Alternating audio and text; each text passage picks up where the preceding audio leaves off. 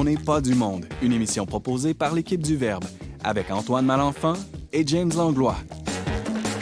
Cette semaine à l'émission, le juriste et blogueur catholique Charles Vaugirard nous expose la pensée politique de Frédéric Ozanam. La chroniqueuse Rebecca Bélanger livre un topo sur le jardinage, la biodiversité et l'agriculture urbaine, et on reçoit l'auteur Carl Bergeron qui vient tout juste de publier un très beau livre sur Marie de l'Incarnation. Bref, on n'est pas du monde.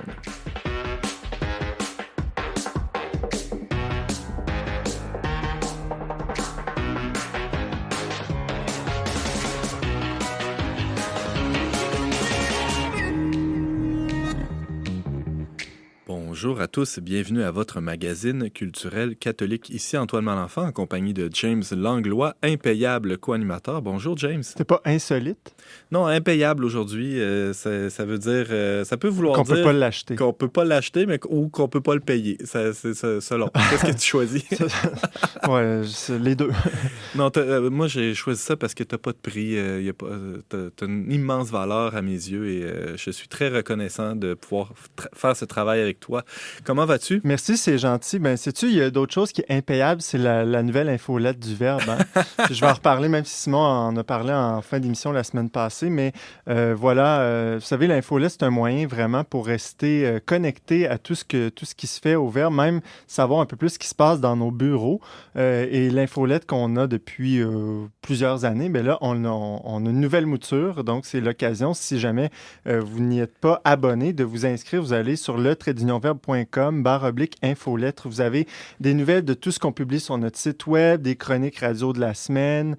Vous avez également nos coups de cœur médiatiques, d'autres choses qu'on fait sur nos réseaux sociaux. Bref, c'est un autre média en soi. Là, donc, vous avez des heures et des heures de plaisir. Donc, non, sachez qu'on ne vous achale pas avec ça. C'est juste un envoi par semaine. Un envoi par semaine, le mercredi matin. Ouais. Puis, donc, c'est une belle manière. Si vous êtes fan de l'émission de radio, vous avez manqué, vous ne savez pas quels sont les sujets cette semaine, bien, de savoir, OK, c'est discuté de telle affaire. On vous met les liens aussi pour accéder au balado, etc., etc. Merci, James.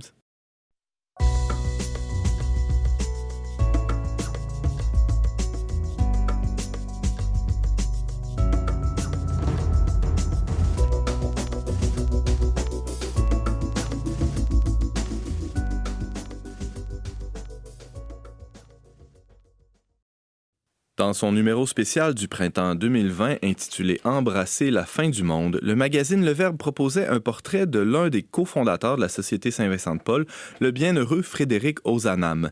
On a la joie de recevoir aujourd'hui à l'émission l'homme qui a écrit ce texte, le juriste et blogueur français Charles Vaugirard. Bonjour Charles. Bonjour. En fait, bonsoir, puisque vous êtes à quelques milliers de kilomètres de nous, en France. Alors, Charles, on a le bonheur de vous accueillir à On n'est pas du monde. Et l'élément déclencheur, disons, de cette invitation, à laquelle vous avez généreusement répondu, c'est la publication de l'ouvrage intitulé « La pensée politique de Frédéric Ozanam », que vous signez aux éditions Pierre Téqui. C'est tout récent, ça vient de sortir, c'est encore tout chaud. Mais ce qui est pas récent, c'est votre intérêt pour Frédéric Ozanam. Ça fait un bout déjà que vous vous intéressez à ce personnage, non? Oui, tout à fait. Frédéric Ozanam, je l'ai découvert en 1997, donc il y a 24 ans. L'année des JMJ. Au JMJ de... Ah. Oui. Lors des JMJ de Paris, où il a été béatifié par Jean-Paul II. Et j'avais 18 ans et plein d'idéaux un peu politiques, sociaux et tout ça. Et j'ai découvert cette figure d'un chrétien engagé dans la cité, dans la politique, qui s'intéressait à la politique, qui s'intéressait aux plus pauvres, aux plus démunis, et qui a vécu dans une époque qui finalement annonce beaucoup la nôtre, celle qu'on vit aujourd'hui. On entrait en 1848, au début du 19e siècle, on entrait dans cette époque contemporaine, dans cette société contemporaine. Et ça m'a énormément parlé pour ma vie d'homme, de citoyen dans mon pays. À un point tel que vous vous êtes mis à étudier, à fouiller un peu sur la vie de ce bienheureux. Dites-nous, Charles, Frédéric Ozanam, à quoi ressemble sa vie? D'abord, on a évoqué un peu le contexte du 19e siècle, on y reviendra certainement, mais il est issu de quel milieu? Ça ressemble à quoi son parcours? Ozanam, il vient d'une famille relativement aisée. J'insiste sur le relativement. C'est pas des gens très très riches, mais c'est quand même on va dire la petite bourgeoisie d'autrefois, où les gens faisaient des études, où ils avaient un minimum de confort, et ce qui fait qu'il y avait beaucoup de juristes dans sa famille, et aussi des médecins. Surtout son père, en fait, qui a été médecin sur le tard. Et donc, lui, ça lui a permis de faire des études. Il a étudié le droit parce que son père voulait qu'il étudie le droit comme dans cette tradition familiale où il y avait un certain nombre de juristes. Et donc, il a fait ces études-là, et il se trouve que c'était un garçon extrêmement doué pour les études. On peut même dire surdoué, hein, on peut le dire, Mhm. et qui a été extrêmement brillant dans ses études de droit. Et ensuite, il a fait des études de lettres aussi. Donc, il avait le double cursus.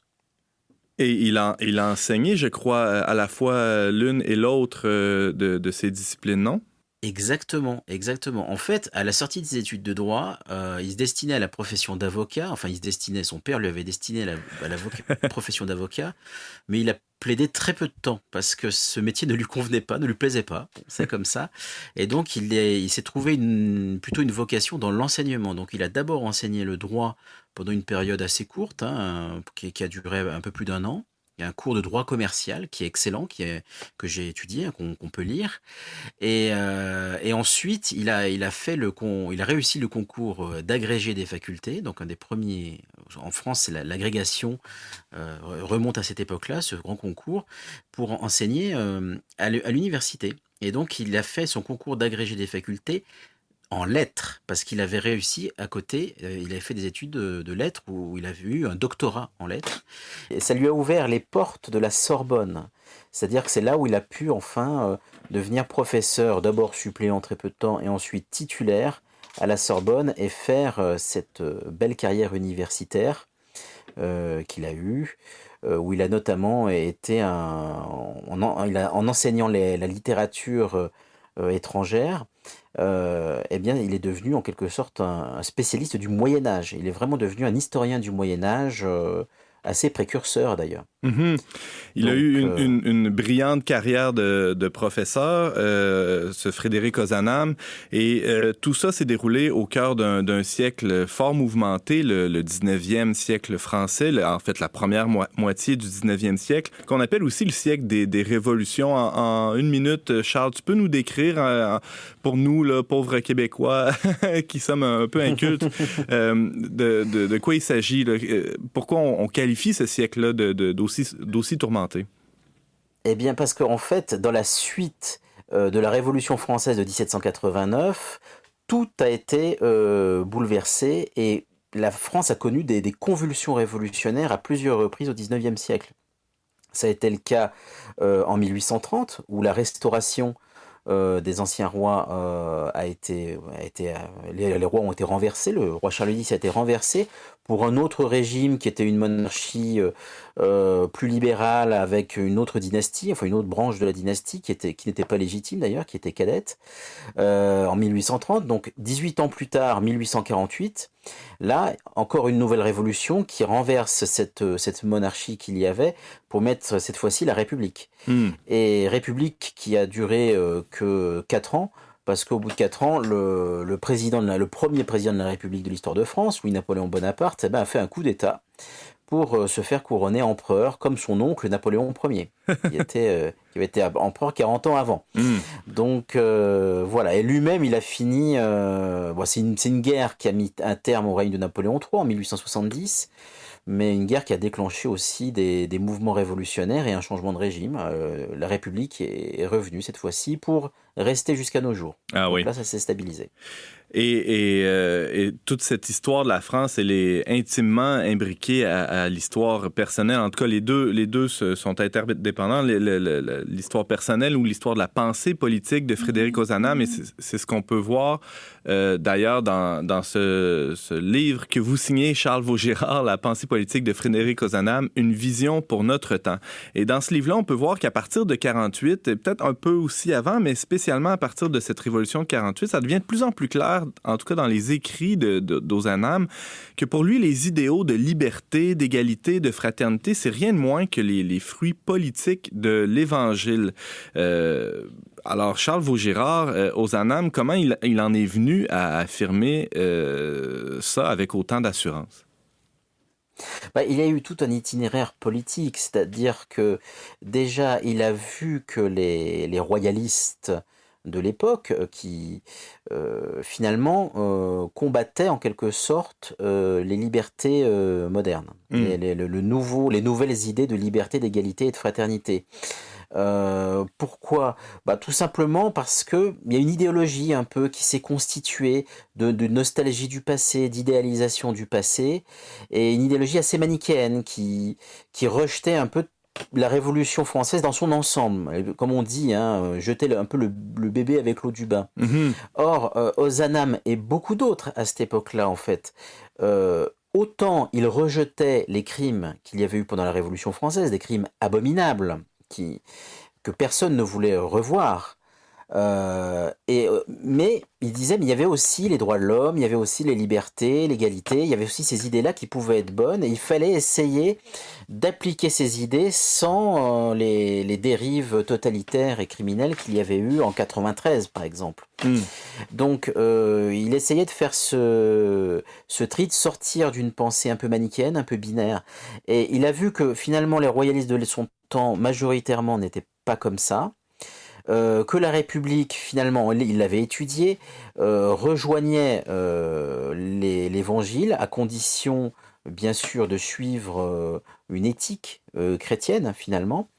Et il a vu aussi toute la question sociale. Ça, c'est un autre aspect de sa pensée, toute une dimension sociale avec la Société de Saint-Vincent-de-Paul, où il a visité les pauvres et il a eu un contact avec le terrain des réalités sociales de son temps. Donc, ce qui fait qu'il a pu construire une conscience politique très forte qu'on peut résumer en l'appelant, lui-même il appelait ça la démocratie chrétienne.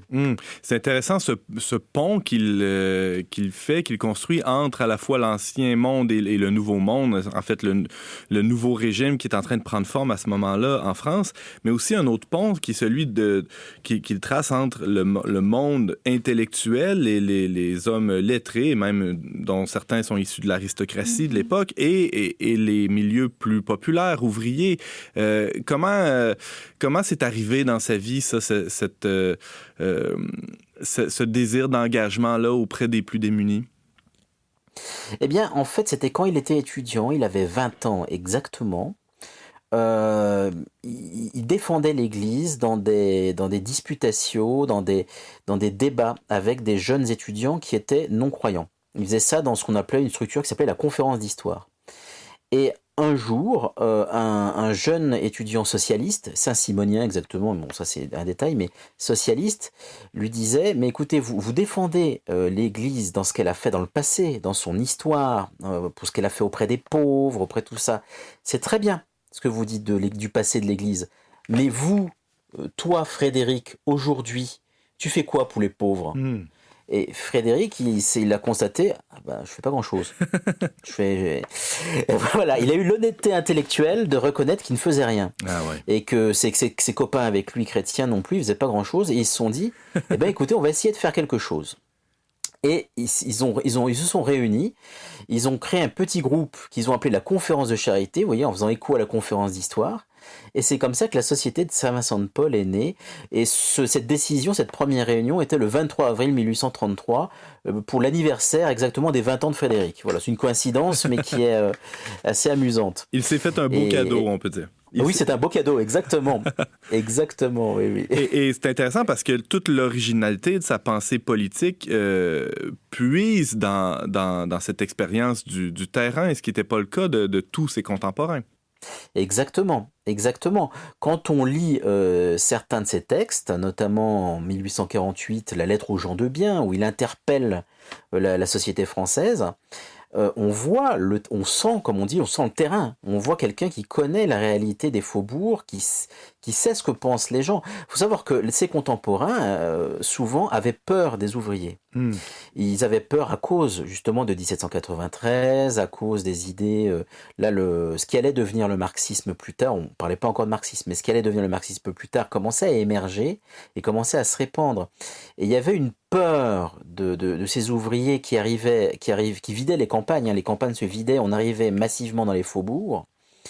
Et c'est vraiment une description un peu à la Zola, Victor Hugo, Dickens. Ouais. On est complètement là-dedans. Et les gens avaient peur et appelaient ces ouvriers les barbares. Et lui, Frédéric, il les connaît. Il dit, mais attendez, ces gens-là, ils attendent Dieu. Ils avaient des vertus, certaines qualités. Fallait pas les enfermer dans dans ce qu'il y avait de rustre qu'ils pouvaient avoir chez eux. Et c'est pour ça qu'il dit passons aux barbares. Et leur soif de liberté et d'égalité est à bien des écarts assez légitime. Hein? C'est ce qu'Ozanam constatait.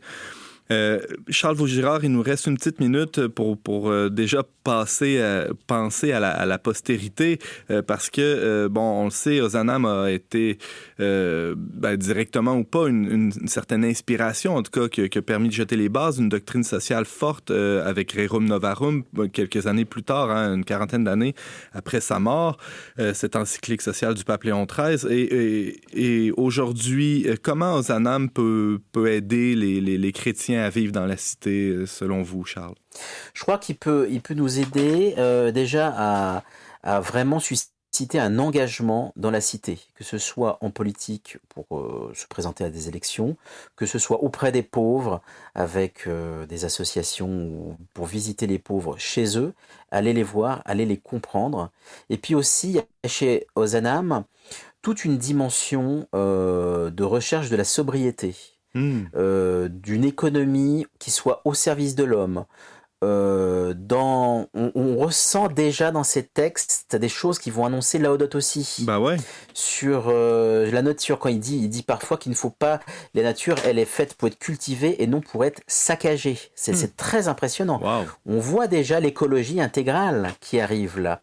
On voit déjà tout ça. Donc redécouvrir Ozanam, c'est vraiment découvrir la doctrine sociale de l'Église dans sa plénitude, je pense, et vivre cet engagement dans la cité, au service d'une démocratie qui soit réellement chrétienne, qui soit réellement au service de l'homme, et d'une économie au service de l'homme, et d'une écologie qui soit vraiment plénière, intégrale. C'est tout le temps qu'on avait, Charles Vaugirard, mais c'était franchement passionnant et j'espère qu'on aura l'occasion de vous inviter de nouveau, peut-être dans une prochaine saison d'On n'est pas du monde. Je rappelle aux auditeurs que vous signez un très beau livre intitulé La pensée politique de Frédéric Ozanam, une vision pour notre temps. C'est chez Pierre Tecky, éditeur. C'est sorti cette année, en 2021. Merci infiniment, Charles, d'avoir été avec nous. Merci beaucoup. Merci beaucoup. À bientôt. À bientôt. Au revoir.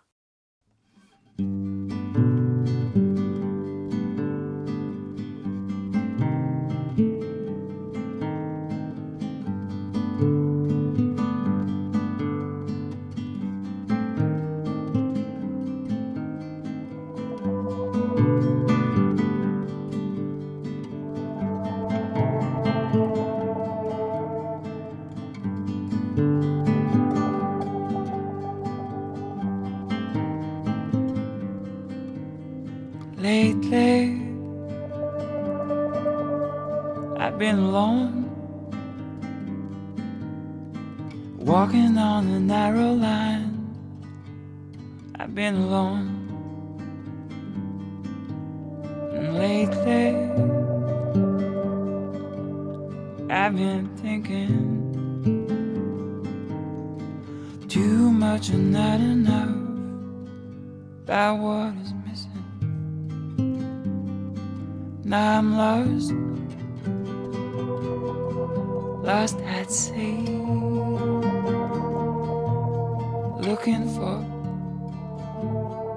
a place to be.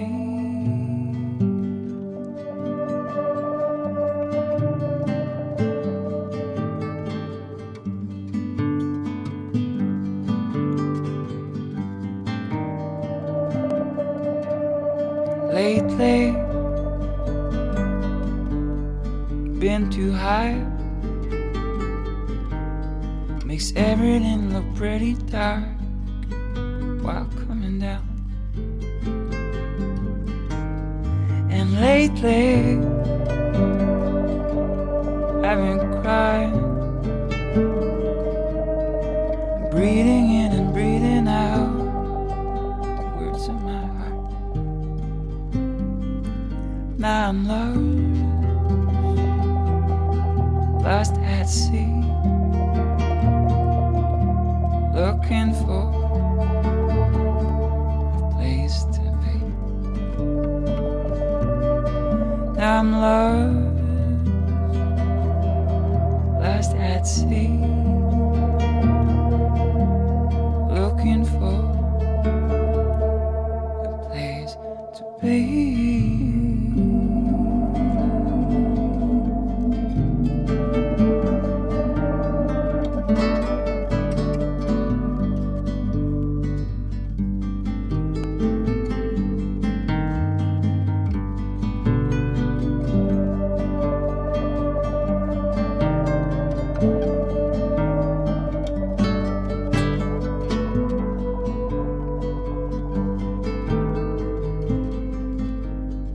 Lately,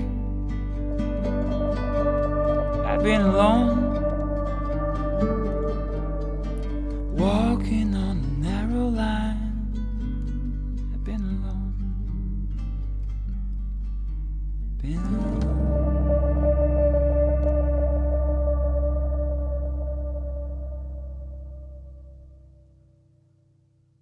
Vous êtes avec Antoine Malenfant à la barre d'On n'est pas du monde. On vient d'entendre James Forrester avec la pièce Lately.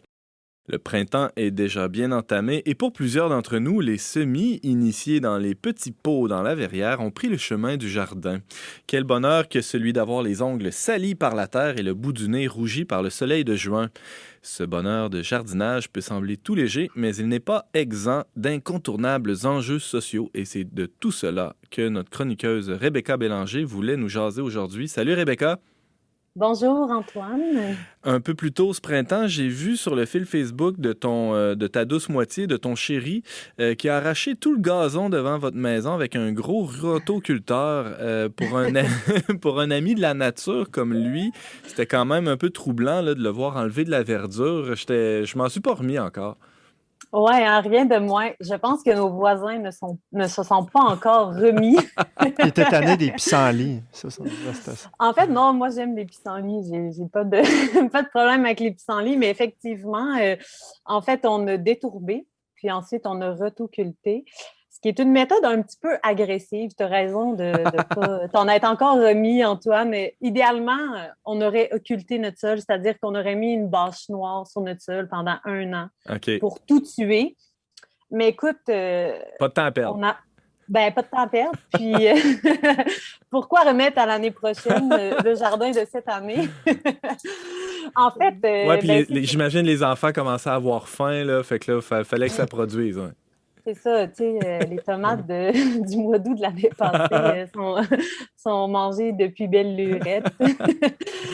Ben, c'est ça. T'as raison, on s'est lancé, puis on s'est dit, on n'a pas un grand terrain. En ville, on n'a pas des grandes superficies à cultiver, là, c'est un fait, mais on a pour beaucoup quand même des cours à vent assez inutilisés ou qui servent à faire pousser du gazon. J'ai rien contre le gazon dans le sens c'est vraiment beau, mais on est plus dans le principe de la monoculture, là, dans le sens que c'est rien qui nous... pourquoi mettre tant d'énergie dans quelque chose qui finalement nous rapporte pas grand-chose ou qui nous demande un entretien assez exigeant, là, dans le sens que souvent on va le traiter finalement, fait que ça implique... des certains pesticides. Produits chimiques, des pesticides. On veut qu'ils soient toujours super coupés courts, mais ça, c'est pas du tout bon, là, dans le fond, pour le gazon, parce que tu y prives un petit peu de son eau. Tu sais, c'est comme... tu sais, quand on dit couper l'herbe sous le pied, ben c'est pas fin. C'est ça qu'on vient y faire. Ben oui, c'est ça. Fait que, dans le fond, on s'est dit, ben maintenant, la Ville de Québec permet de faire un potager en façade des maisons. Fait qu'on se lance, puis on se lance pas à moitié. on a décidé d'appliquer le principe du bio-intensif, finalement, qui a été développé par Jean-Martin Fortier, là, qu'on connaît très bien, là, avec son livre Le jardinier maraîcher, qui a comme révolutionné l'agriculture biologique au Québec, mais à travers le monde aussi. Là. On s'entend que... En deux mots, c'est quoi ça, ce principe-là d'intensif? Bon, finalement, c'est vraiment d'optimiser les surfaces qu'on a. On va développer des planches permanentes. Je pense que traditionnellement, là, je ne suis pas une experte, mais traditionnellement, en agriculture, il y avait beaucoup des principes de jachère où on laissait des terres un petit peu, justement, en dormance, puis on en travaillait d'autres. Puis là, on revenait sur une... je ne sais pas combien d'années. Mais finalement, lui, dans le fond, son principe, c'est qu'on va cultiver nos planches à tous les années, à toutes les saisons, puis il a tout développé comme un design, une manière de fonctionner avec des outils manuels. Donc, pas besoin d'avoir de machinerie, pas besoin d'avoir un très grand terrain où le tracteur a besoin de se revirer au bout du champ. Mm-hmm. Dans le fond, on peut vraiment... C'est pas un détail, hein? Non, c'est pas un détail. Là. C'est sûr que pour nous, ça paraît... là, on le dit comme ça paraît une évidence, mais quand on connaît le coût d'un tracteur pour un agriculteur, puis là, je veux dire, c'est énorme, puis t'as rien de fait, là. T'as rien de semé, t'as rien de vendu. Fait que c'est un peu ça son principe. Mais ça épuise pas le sol, ça, d'en tirer comme ça un maximum là, chaque année sans repos? En fait, non, pas du tout. Là, c'est vraiment un principe. Dans le fond, on va travailler au lieu de faire toujours les mêmes cultures, parce que souvent en agriculture, ça a des monocultures finalement. Fait que là, le fait d'avoir autant de diversité sur si peu de mètres carrés, finalement, on pourrait dire, ben, ça l'amène une grande richesse aussi, puis on va nourrir le sol avec des amendements. Enfin, on va travailler notre sol sur le long terme, finalement. C'est ce qu'on appelle le travail minimal du sol. Fait qu'au lieu de venir le retoculter à toutes les années puis le travailler de manière super agressive, ben, dans le fond, on va juste le travailler minimalement, puis il y a toute une biodiversité qui va se développer dans le sol, toute une richesse qu'on ne va pas venir affaiblir, qu'on ne va pas venir déranger. Rebecca, c'est un petit peu ça. Rebecca, je t'arrête tout de suite parce que, bon, là, on s'est lancé vraiment à tête baissée là, dans cette discussion sur ton potager, mais il y a toute une réflexion qui accompagne ça chez vous, avec ton mari et les enfants. Il y avait un désir de renouer avec les connaissances des aïeuls, hein, parce que, bon, on le sait, nos grands-parents ont presque tous eu un potager à un moment ou à un autre de leur vie. La plupart même étaient en mesure en tout cas, si on recule d'une génération avant, de nourrir une partie de la famille avec ça. Il y a quelque chose de ça, là, de ce désir-là qui était présent, je pense, chez vous aussi. Ah, tout à fait, là, tu m'enlèves les mots de la bouche. C'est exactement ça, là, tu sais. Puis, en fait, c'est un savoir qui s'est perdu, puis on se trouve un petit peu aujourd'hui à devoir se retrousser les manches, puis y aller par essai-erreur, puis essayer de comprendre un peu les choses qui nous entourent, puis essayer de léguer à nos enfants autre chose qu'un sac de carottes à 2,99 la livre qu'on achète à l'épicerie. Mais c'est pas évident de se retrouver là-dedans parce que, comme tu l'as si bien dit, il y a une rupture.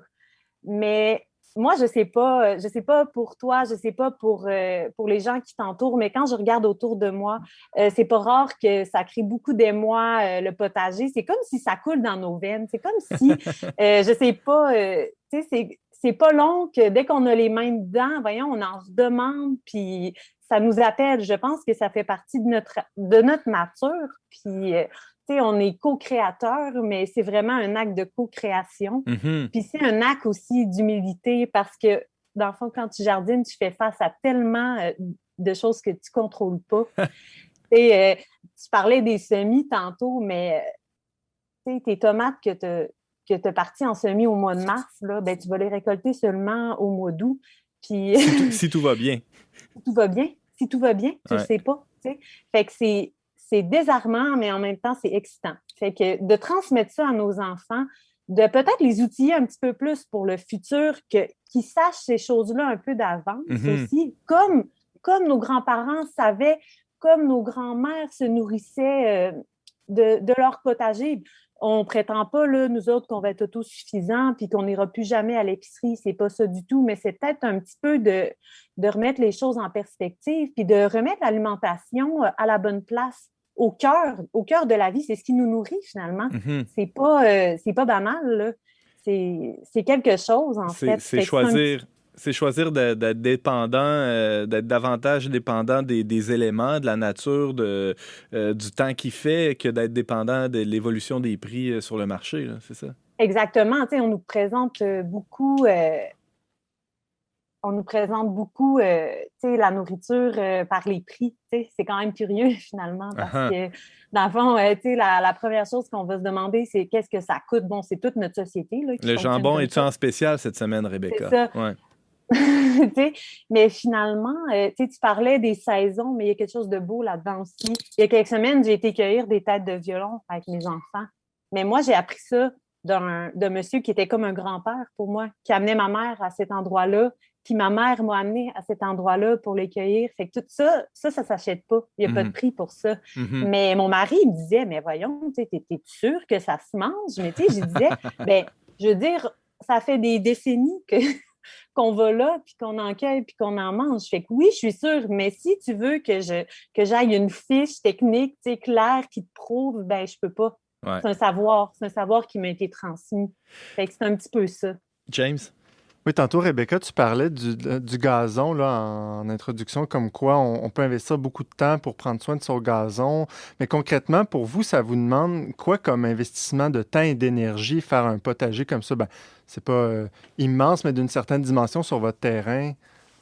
Ben, je dirais que là, pour moi, je me suis plongée un petit peu à fond là-dedans là, depuis le mois de février, mais tu sais, je suis une formation, mais tu sais, je peux pas dire que je fais ça à toutes les semaines ou dès que j'ai un moment de libre. Tu sais, il y a des petits rushs, là. C'est un petit peu dur de donner un nombre d'heures par semaine, mais tu sais, une fois que tout va être implanté au jardin, c'est-à-dire que tout va être planté en terre, ben moi, je pense que quelques heures par semaine, c'est pas plus que ça. Tu sais, on va en profiter, là, ça va être vraiment Mhm. en fait, il y a beaucoup aussi l'aspect de contemplation, d'observer qu'est-ce qui se passe, voir venir un peu les choses, voir venir les insectes présents dans le potager. Tu sais, ça éveille tellement de choses en dormance chez nous, ça éveille tellement de choses qu'on n'est plus habitué de faire, tu sais, sortir dans le potager, juste voir qu'est-ce qui se passe. Le potager, c'est finalement, on n'est pas des maraîchers, là, tu sais, ça reste quand même assez agréable, tu sais, quand même quelque chose de plaisant, là. Mhm. Rebecca Bélanger, tu nous parles de votre jardin, mais aussi des enjeux ou des sentiments aussi que ça éveille chez le Canadien français en nous. Dis-moi, tu parlais de biodiversité un peu plus tôt. Comment ça se peut ou comment ça se fait qu'on puisse vivre de la biodiversité en ville? Explique-moi ça. Ben, finalement, comment ça se peut? Ben, je pense que c'est faire le choix de, comme je disais, là, de faire pousser peut-être des autres choses que du gazon. Mais tu sais, c'est pas tellement compliqué finalement. C'est de choisir ce qu'on met dans nos plates-bandes, de peut-être aussi, tu sais, il y a plein de petites choses qu'on peut faire, mettre des niches pour les oiseaux, des hôtels à insectes, même, tu sais, finalement, le principe de biodiversité, c'est que quand, je suis pas une scientifique, là, fait que je vous explique ça dans mes mots, mais c'est que s'il y a une présence d'insectes nuisibles, mais il va y avoir une présence aussi de toutes sortes d'autres insectes qui fait que ça va venir comme équilibrer ceci. Tu sais, ça va venir équilibrer justement la vie, biodiversité, ça vient le dire finalement dans le mot. Fait qu'on peut planter des arbres fruitiers. Tu sais, on a beaucoup d'arbres fruitiers indigènes. On pense au sureau, à la mélanchier. Tout ça, c'est des choses que les oiseaux raffolent. Fait que ça va amener les oiseaux. On va amener les pollinisateurs aussi. Tu sais, il ne faut pas oublier qu'il y a 75% de la nourriture qu'on mange qui est pollinisée en grande partie par les abeilles. Fait que c'est quelque chose dont on doit se préoccuper finalement. Tu sais. Fait qu'il y a tout ça, ne serait-ce que peut-être un peu s'éloigner des traditionnels plates-bandes, laisser les pissenlits finalement, parce que c'est un moment de l'année où les abeilles n'ont pas grand-chose pour se nourrir. Fait que c'est important qu'il y ait accès aux pissenlits. Je dirais que c'est beaucoup, dans le fond, un changement de mentalité. Ça ne veut pas dire de laisser aller sa cour, puis dans le fond, de ne pas tondre son gazon, là, c'est pas ça que je veux dire, mais c'est un laisser aller contrôlé, pensé finalement. Comme moi avec ma coiffure un peu, là, un laisser aller Exactement. contrôlé. Ouais.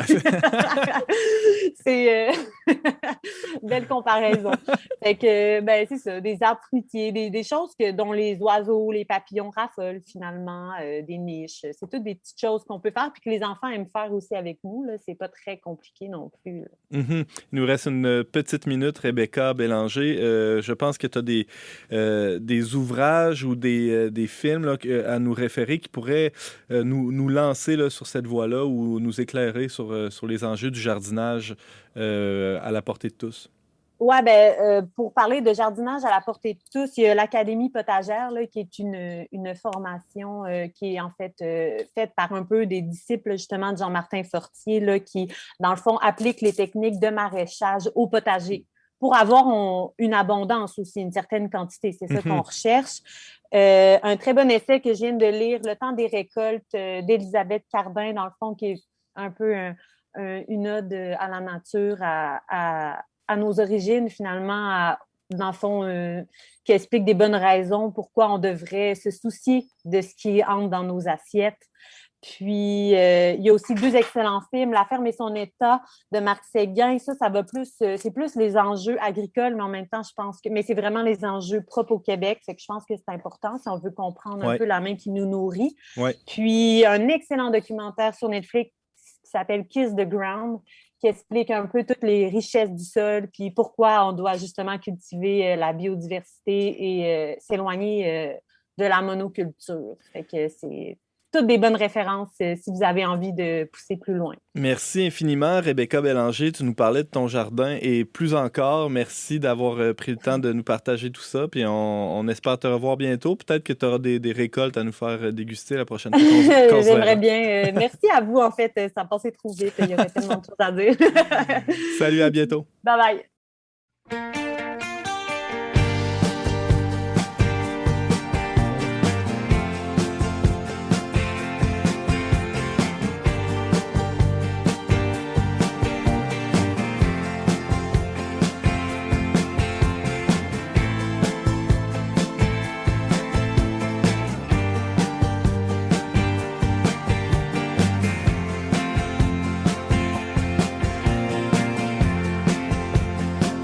Il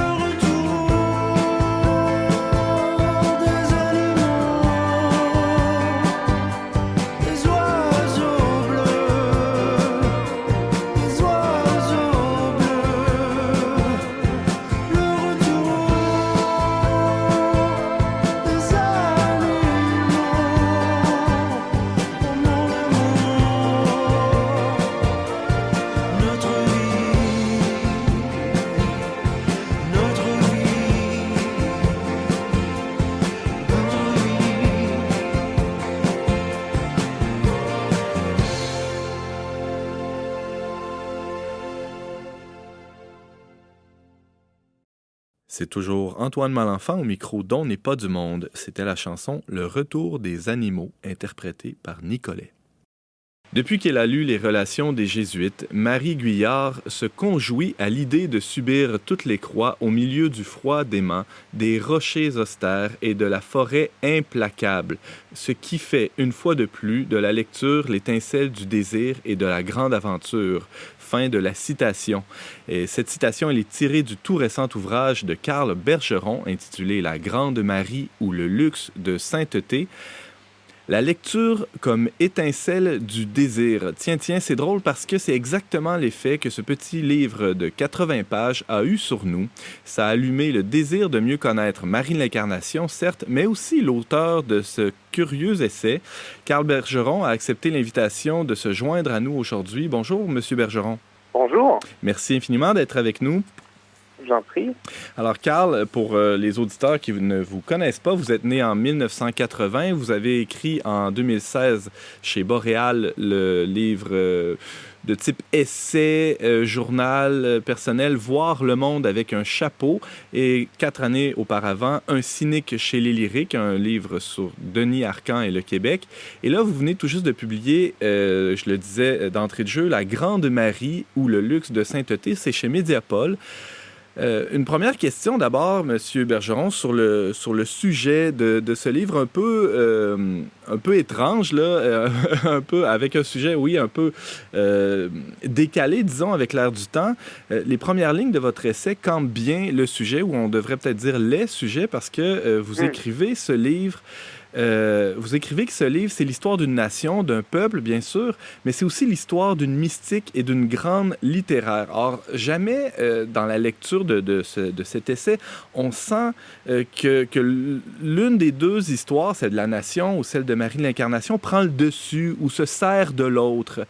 Jamais l'une n'est le prétexte de l'autre. C'est intéressant, hein? Et on voit, on sait bien que dans la Nouvelle-France elle-même a alimenté Marie de l'Incarnation et inversement, Marie de l'Incarnation a irrigué toute cette histoire de la nation. Et là, j'en viens à ma question. Qu'est-ce que la Grande Marie, une mystique catholique pur jus, a encore à nous dire sur nous-mêmes, Québécois sécularisés que nous sommes? D'abord, je vous dirais qu'effectivement, pour commenter très brièvement sur ce que vous avez dit au tout début, c'est très juste. Pour moi, c'était très important avec mon petit livre sur Marie de l'Incarnation de ne pas me servir de Marie de l'Incarnation pour parler du Québec ou de ne pas me servir de la Nouvelle-France, en fait, pour inversement. Là, c'était très important pour moi et c'était une lecture, en fait, très dynamique et personnelle, disons, pour le dire ainsi. Donc ça, je suis très heureux de vous entendre parler du livre de cette façon-là parce que c'était quand même l'objectif qui était en partie recherché. Et puis pour ce qui est de ce que Marie peut nous apporter encore aujourd'hui, je pense, en fait c'est un peu ce que j'ai essayé de développer à la fois explicitement et un peu entre les lignes dans le livre. Je pense qu'elle peut nous apprendre à renouer avec un certain sens du mystère.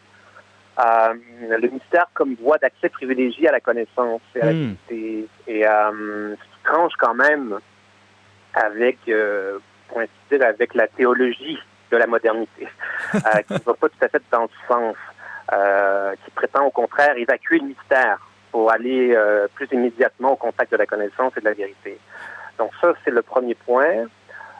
Ensuite, je pense qu'elle peut nous enseigner aussi le sens du risque, mais encore une fois, qui n'est pas dans l'acception moderne du terme. Quand les modernes parlent du risque, on sent bien que ça finit toujours par déboucher sur, je sais pas, un changement de carrière ou enfin quelque chose d'audacieux dans un sport extrême ou quelque chose de ce genre-là.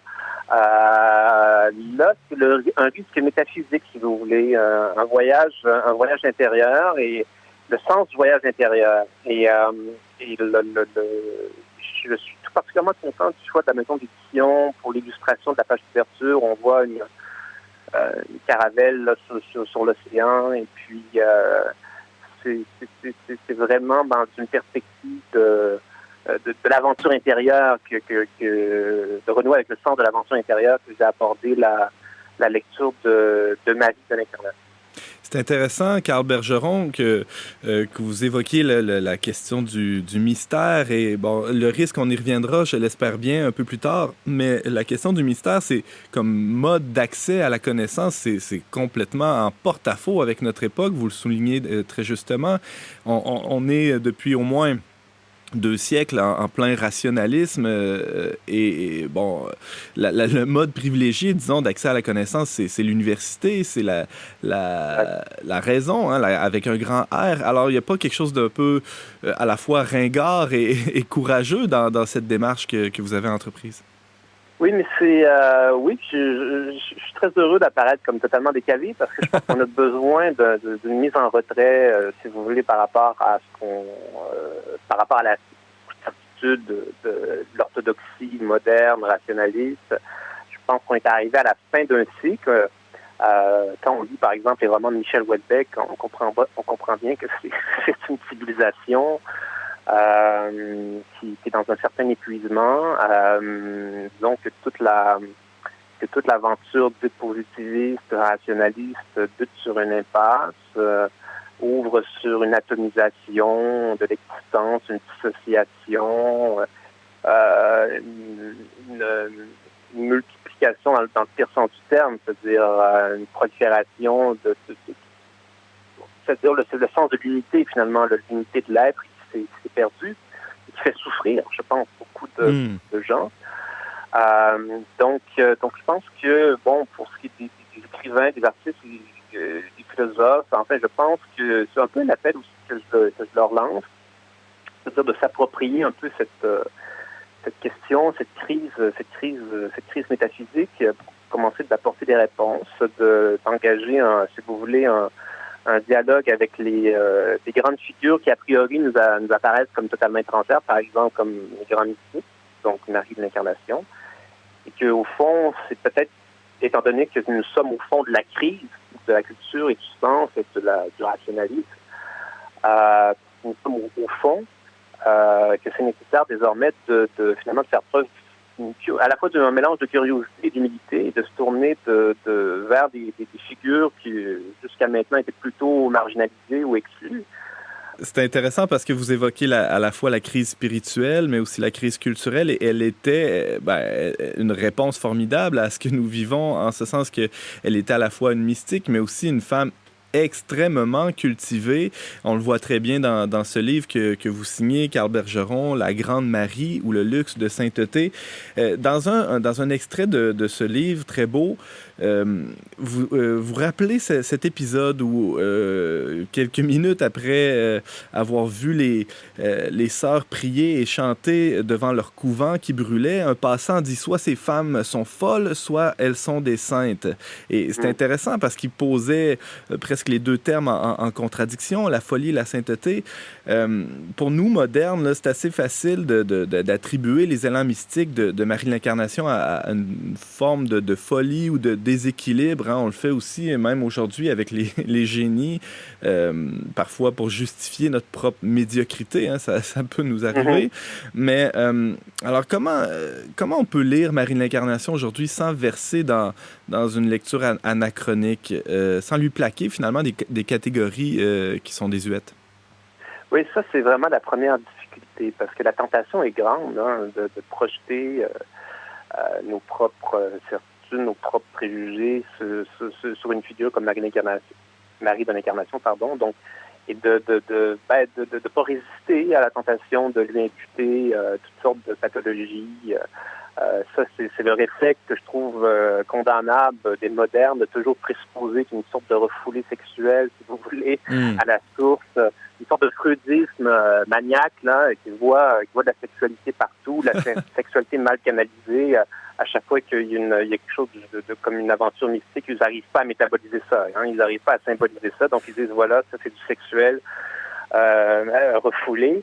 Donc, ça, c'est sûr que c'est une tentation pour l'intelligence, un esprit moderne. Donc, moi, évidemment, je critique cette pente, si vous voulez, dans mon livre, et je tente, pour ma part, de faire un peu, d'aborder la chose différemment, et de résister à ce penchant, et d'essayer de voir, et là c'est intéressant parce que là, ce que vous dites, ça m'intéresse beaucoup sur une certaine promiscuité entre la sainteté et le génie, parce que le génie poétique, artistique, musical, ou enfin des grands génies de l'art, on sent bien que plus on avance dans l'aventure si vous voulez, de la grande désacralisation qui vient avec la modernité, avec ce rationalisme déconstructeur, finalement, qui profane tout, parce qu'il prétend tout expliquer à partir de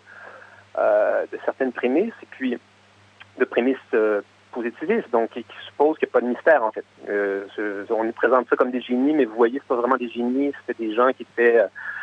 tel peintre était en fait un misogyne. Enfin, il y a des condamnations morales, si vous voulez, pour les mœurs de chaque artiste ou de chaque génie, et qui vient désacraliser, si vous voulez, ou minimiser l'apport proprement génial et artistique qui se manifeste à travers leurs œuvres. Donc, je pense que la désacralisation, autrement dit, du génie, et qu'on a très, très forte aujourd'hui non seulement à l'université, mais dans les médias, on sent bien que c'est une tendance qui est forte et qui n'est pas prête de s'arrêter. C'est qu'on revisite le patrimoine, puis on met un accent très, très lourd sur... on emprunte un ton plutôt dénigrant envers les grandes figures du patrimoine artistique de l'Occident. On tend à les diminuer, à les désacraliser.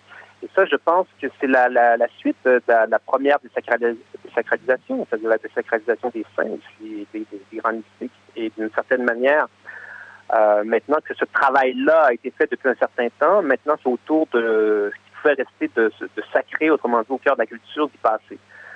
Donc, il s'agit désormais de sacraliser aussi l'art et la littérature, et d'en faire quelque chose de totalement démocratique, de familier, de commun, qui ne va plus humilier, si vous voulez, l'homme contemporain en lui rendant une image de l'humanité qui n'est plus capable de supporter au milieu de son affairement d'aujourd'hui. Il n'est plus capable de supporter cette comparaison. Donc, d'une certaine manière, il y a besoin de rabaisser toutes ces grandes figures qui l'ont précédé, en particulier ces grandes figures qui lui sont plus proches que celles des grands saints, c'est-à-dire les grands génies de l'art et de la littérature. Il y a besoin aussi que ces figures-là soient rabaissées. Mais ça, moi, je me dis, est-ce que ça peut tenir indéfiniment, ça? Je ne pense pas. Je pense qu'il y a au cœur de l'âme humaine une aspiration au grand, au noble, au beau, au juste, au vrai, et qu'on ne peut pas l'étouffer indéfiniment. Et ça, je pense que tout tard, j'espère y contribuer à ma modeste échelle, par une étincelle, pour reprendre la formule du début, justement de lancer de premières étincelles, si vous voulez, au milieu de ce sommeil, faire en sorte que cette grande et belle aspiration puisse se manifester à nouveau et s'exprimer sans entrave, et pour exorciser cette mauvaise pente qui relève d'une certaine manière d'un mauvais infini. J'emprunte cette catégorie-là dans mon livre. Je parle d'un mauvais infini qui, pour moi, une transcendance inversée, donc un nihilisme. Et face à ce nihilisme qui est de plus en plus revendicateur, de plus en plus destructeur aussi, on n'en viendra pas à bout, malheureusement, avec les armes politiques habituelles, c'est-à-dire le libre examen, l'héritage des Lumières, etc., dont par ailleurs je me réclame volontiers, les bienfaits de la modernité, tout ça, évidemment, je les fais miens, mais je pense simplement que devant ce déchaînement, si vous voulez, égalitaire ou pire sens du terme, ce déchaînement nihiliste, cette rage de tout désacraliser, de tout ramener à un niveau commun et familier, il va falloir opposer quelque chose d'autre qui relève d'une transcendance positive, donc un bon infini finalement opposé au mauvais infini. Et pour ça, il faut que justement les esprits d'aujourd'hui là, notamment ceux qui sont dans le domaine de la culture, de l'art, de la littérature, qui commencent à, si vous voulez, à ouvrir ce dialogue avec les grandes figures de la transcendance, ou se commencer à s'intéresser à la tradition métaphysique religieuse, commencer à... Comme il est déjà arrivé à quelques reprises dans l'histoire, c'est la première fois qu'on se trouverait devant un ressac anti-chrétien et que finalement ça finit par provoquer une réaction, une révolte à la fois esthétique et métaphysique chez les artistes. Donc c'est pour ça que en fait c'est plutôt en continuité avec mon livre précédent, Voir le monde avec un chapeau, où j'ai essayé de développer une sorte d'éthique de l'écrivain au milieu de la cité, mais avec une verticalité, mais sous le signe de l'aventure esthétique, donc une sorte de dandisme aristocratique et tout ça. Une singularité de l'artiste que j'étais prêt à défendre. Je sais que c'est pas du tout populaire ou pas du tout même acceptable, si vous voulez, pour la culture québécoise, qui est très, très égalitaire, très, très communautaire même, démocratique, tout ce que vous voulez, mais c'est pas grave, ça ne me dérangeait pas justement que ce soit en porte-à-faux. Mais c'est le prolongement, donc c'est une même insurrection, si vous voulez, esthétique et métaphysique, sauf que dans La Grande Marie, c'est le volet métaphysique qui est prominent, alors que dans Voir le monde avec un chapeau, c'était le volet esthétique. Mais même dans Voir le monde avec un chapeau, implicitement, il y avait quand même une quête métaphysique, mais qui n'était pas mise à l'avant. Alors que cette fois-ci, c'est l'inverse. C'est la quête métaphysique qui est mise à l'avant. D'ailleurs, dans ce livre, Voir le monde avec un chapeau, vous abordiez le thème de la honte, alors qu'ici, avec la Grande Marie, c'est plutôt la grandeur qui trône, voire même dans le sous-titre du livre, on voit l'expression « le luxe de sainteté ». C'est quand même inusité comme expression, Carl Bergeron, quand on sait tout ce à quoi Marie Guyard a renoncé pour venir au Canada. Ce sera ma dernière question, il nous reste à peine une petite minute. D'où vient cette expression et comment retrouver le goût, le désir de se payer un tel luxe? Alors, le luxe de sainteté, il faut dire que c'est l'expression, en fait, je l'emprunte à quelqu'un, je l'emprunte à Jean Lemoine, l'auteur de Convergence, un excellent recueil dans les années 50 et 60, où il abordait notamment la question religieuse. Et pour parler des origines de la colonie, donc des origines de la Nouvelle-France, il parlait d'un luxe de sainteté, donc pour dire tout simplement qu'il y avait une profusion de grandes figures saintes. Un débordement. Et voilà, un débordement que lui, a posteriori, trouvait plutôt séduisant et très étonnant. Et moi aussi, ça m'étonne parce que effectivement, les débuts plutôt difficiles de la colonie contrastaient avec cette profusion spirituelle, cette grande richesse spirituelle. Et ça, je trouve qu'il y a comme une leçon, si vous voulez, qu'on peut retirer aujourd'hui, c'est qu'avec ce contraste entre la richesse spirituelle et les difficultés matérielles de la Nouvelle-France, c'est que peu importe la situation au milieu de laquelle on se trouve aujourd'hui, qu'on peut juger peut-être qu'on est dans une impasse sur toutes sortes de plans politiques, sociologiques, c'est qu'il ne faut pas oublier qu'en définitive, la richesse spirituelle peut nous secourir d'une certaine manière. Elle peut être le facteur déterminant pour les esprits, évidemment, qui sont prêts pour l'aventure et pour le risque. Mais je pense que ça en vaut le coup. En fait, j'ai essayé modestement avec ce petit livre si vous voulez, d'ouvrir ce nouveau chapitre. En tout cas, en ce qui me concerne, c'est vraiment réussi. Ça stimule ce désir d'aventure et même d'aventure mystique. Carl Bergeron, je rappelle que vous venez tout juste de publier chez Mediapol un livre intitulé « La Grande Marie » ou « Le luxe de sainteté ». La Marie en question, c'est Marie de l'Incarnation. Merci infiniment de nous avoir accordé cet entretien, M. Bergeron. Merci à vous. Merci beaucoup pour l'invitation. À très bientôt, j'espère. À bientôt.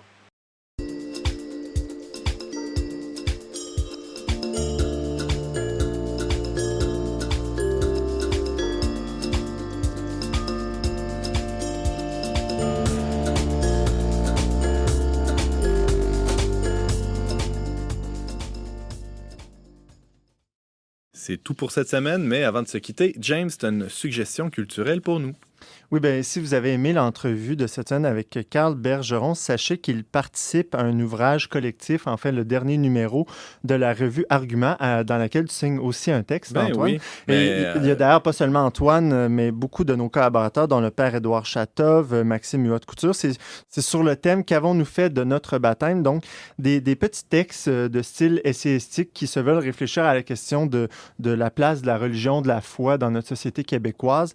Et Carl Bergeron, qui est à l'émission cette semaine, va aussi aborder le sujet de Marie de l'Incarnation ou du luxe de la sainteté. Donc, c'est un ouvrage qui est disponible un peu partout, qui est édité chez Libert. Vous pouvez acheter au coût d'environ 16 $ dans toutes les bonnes librairies. Donc, le numéro de printemps 2021 de la revue Argument. Merci beaucoup, James. Merci aussi à vous d'avoir été avec nous cette semaine. Vous pouvez en tout temps écouter cette émission en rattrapage et la partager via votre application balado préférée. Pour tous les détails, visitez le-verbe.com/radio. Je remercie les chroniqueurs qui ont été avec nous aujourd'hui et Thierry Boutin à la régie, ainsi que la Fondation Lucien Labelle pour son soutien financier. On se retrouve la semaine prochaine, même heure, même antenne, pour une autre émission dont n'est pas du monde. Émission dont n'est pas du monde. Émission dont n'est pas du monde. Émission dont n'est pas du monde. Émission dont n'est pas du monde. Émission dont n'est pas du monde. Émission dont n'est pas du monde.